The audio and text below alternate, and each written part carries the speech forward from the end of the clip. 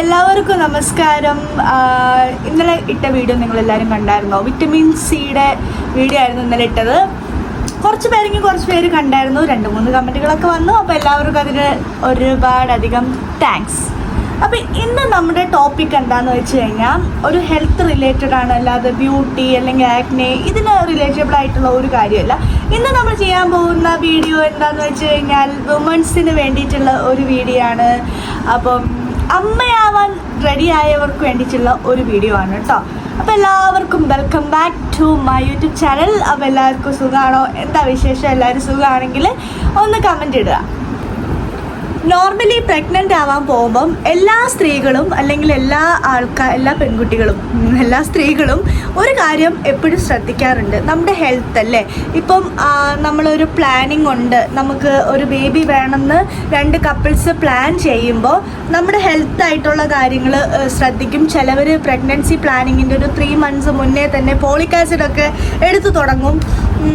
അങ്ങനെ കുറേ പേര് എന്താക്കാറുണ്ട്, പല ഹെൽത്ത് കാര്യങ്ങളിൽ കൺവീനിങ് ആയിട്ട് ഓരോ കാര്യങ്ങൾ ശ്രദ്ധിക്കാറുണ്ടല്ലേ.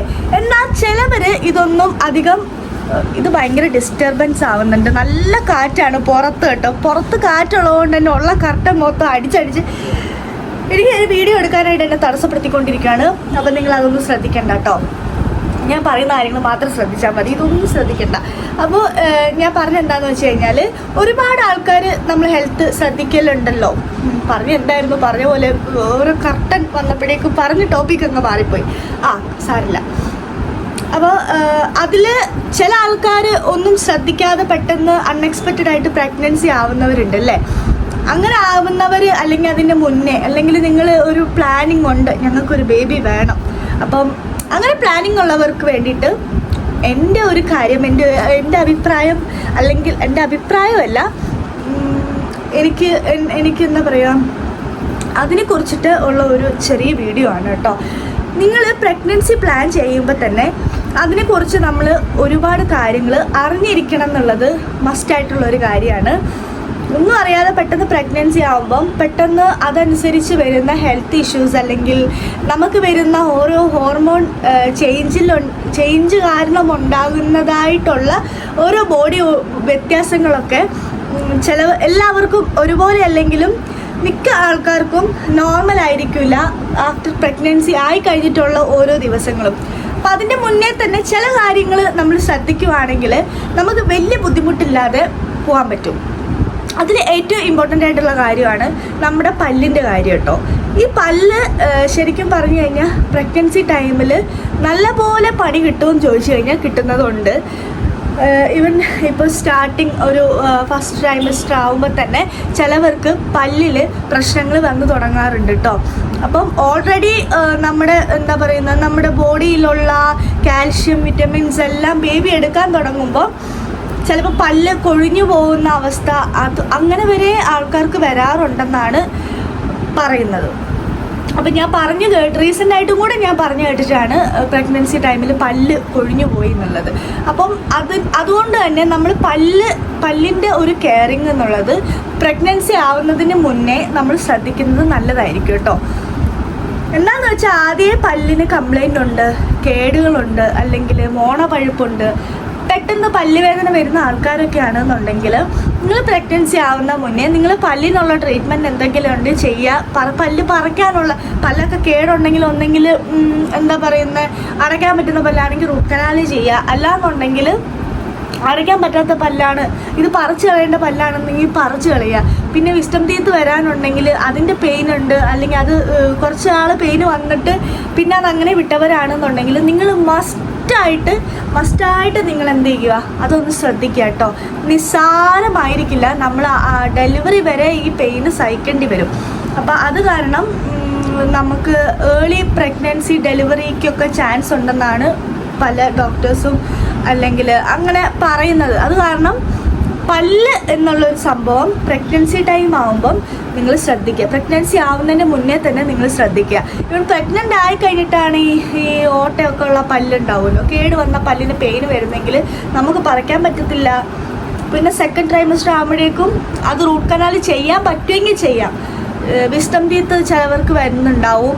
അത് കുറച്ച് നാളത്തേക്ക് വേദന ഉണ്ടാവില്ല, പിന്നെ നെക്സ്റ്റ് വരുമ്പോഴായിരിക്കും വേദന ഉണ്ടാവുക. അപ്പോൾ പ്രഗ്നൻസി ടൈമാണ് വരുന്നതെന്നുണ്ടെങ്കിൽ സഹിക്കാൻ പറ്റാത്ത വേദനയായിരിക്കും.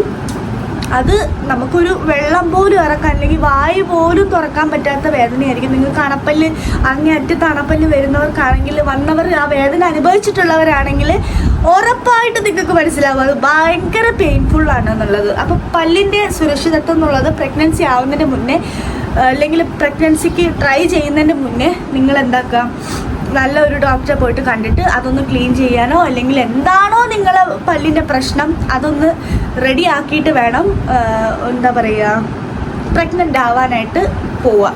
അത് ശരിക്കും പറഞ്ഞാൽ ഒരു ഇമ്പോർട്ടൻറ്റ് ഭാഗമാണ്.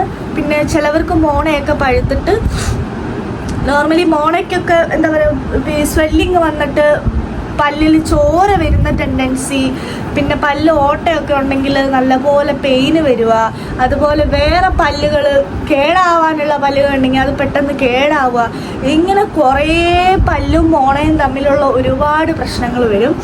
ഇൻ കേസ് നിങ്ങൾക്ക് ഇപ്പോൾ പ്രഗ്നൻസി ആയി, ഞാനൊന്നും ചെയ്തില്ല, എനിക്ക് പല്ലിന് പ്രശ്നമുള്ളവരാണെന്നുണ്ടെങ്കിൽ ജസ്റ്റ് ഡോക്ടറെ കൺസൾട്ട് ചെയ്യുക. അതുപോലെ 2 നേരവും പല്ലൊക്കെ നല്ല വൃത്തിയായിട്ട് കഴുകാനായിട്ട് ശ്രമിക്കുക.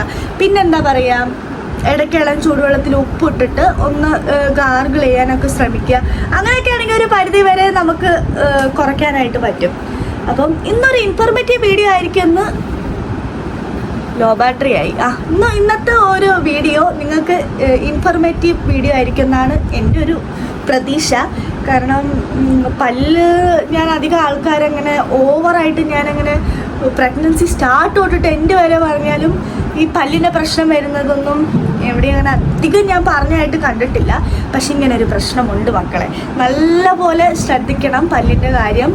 അല്ലാന്നുണ്ടെങ്കിൽ ഭയങ്കര പെയിൻഫുള്ളായിട്ടുള്ളൊരു ബുദ്ധിമുട്ടിലോട്ടായിരിക്കും പോകുന്നത്. എല്ലാവർക്കും അറിയുന്നുണ്ടാവുമല്ലോ, നമ്മൾ പ്രഗ്നൻസി സ്റ്റാർട്ടായി കഴിഞ്ഞിട്ട് വരുമ്പോൾ ഉള്ള ഓരോരോ ബോഡി ചേഞ്ചുകളും, അതുപോലെ നമുക്ക് ഒരുപാട് ഹോർമോണിൻ്റെ വ്യതിയാനങ്ങൾ വരുമ്പോൾ നമുക്കുണ്ടാകുന്ന ഓരോ മാനസികമായിട്ടും ശാരീരികമായിട്ടുമുള്ള മാറ്റങ്ങൾ കുറച്ചൊന്നുമല്ല. അപ്പോൾ അതിനിടയ്ക്ക് ഒരുപാട് പെയിനും കൂടെ വന്നു കഴിയുമ്പോഴേക്കും നമ്മൾ മെൻ്റലി ഭയങ്കര സ്ട്രെസ്സിലോട്ട് പോകാൻ ഒരുപാട് ചാൻസ് ഉണ്ട് കേട്ടോ. അപ്പോൾ നിങ്ങൾ പല്ലിൻ്റെ കാര്യത്തിൽ കുറച്ചൊന്ന് ശ്രദ്ധിക്കുക. പ്രഗ്നൻസിൻ്റെ മുന്നേ ഉള്ള പ്ലാനിങ് ഉള്ളവരാണെന്നുണ്ടെങ്കിൽ ഇതൊക്കെ ഒന്ന് ക്ലിയർ ചെയ്യുക കേട്ടോ. അപ്പോൾ നിങ്ങൾക്ക് പിന്നീട് വിഷമിക്കാതെ ഹാപ്പി ആയിട്ട് പ്രഗ്നൻസി ജേണി അങ്ങ് ആഘോഷിക്കാം. അപ്പോൾ ഇന്നത്തെ വീഡിയോ ഇഷ്ടപ്പെടുകയാണെന്നുണ്ടെങ്കിൽ ലൈക്ക് ചെയ്യാനും ഷെയർ ചെയ്യാനും സബ്സ്ക്രൈബ് ചെയ്യാനും മറക്കരുത് കേട്ടോ. ഇതുപോലെ നല്ല നല്ല വീഡിയോസൊക്കെ ആയിട്ട് ഞാൻ വരുന്നതായിരിക്കും. ഇന്നത്തെ വീഡിയോ ഇഷ്ടപ്പെടുകയാണെങ്കിൽ നിങ്ങളൊന്ന് ലൈക്ക് ചെയ്യുക. നിങ്ങൾക്ക് എന്തെങ്കിലും ഡൗട്ട് ഉണ്ടെങ്കിൽ നിങ്ങൾ കമൻ്റ് ഇടുക. എനിക്കറിയുന്നത് പോലെ ഞാൻ പറഞ്ഞുതരാം. അല്ലാണ്ട് എനിക്ക് ഓവർ ഡൗട്ടുകളൊന്നും പറഞ്ഞു തരാൻ ഞാനൊരു ഡോക്ടറൊന്നും അല്ലാത്തത് കൊണ്ട് എനിക്ക് ചെറിയ ചെറിയ കാര്യങ്ങളൊക്കെ ഇങ്ങനെ എനിക്ക് എൻ്റെ ഒരു കാര്യം ഞാൻ നിങ്ങളായിട്ട് ഷെയർ ചെയ്തെന്നുള്ളൂ, പല്ലിൻ്റെ കാര്യം. അപ്പം അങ്ങനെ ഒരു അവസ്ഥ നാളെ ആർക്കും വരാതിരിക്കാൻ വേണ്ടിയിട്ട് ഞാനിതൊരു വീഡിയോ ഒക്കെ ചെയ്തെന്നുള്ളൂ. അപ്പോൾ അത്രയേ ഉള്ളൂ. എല്ലാവരും സേഫായിട്ടിരിക്കുക. അപ്പോൾ എല്ലാവർക്കും ടാറ്റ, ബൈ ബൈ.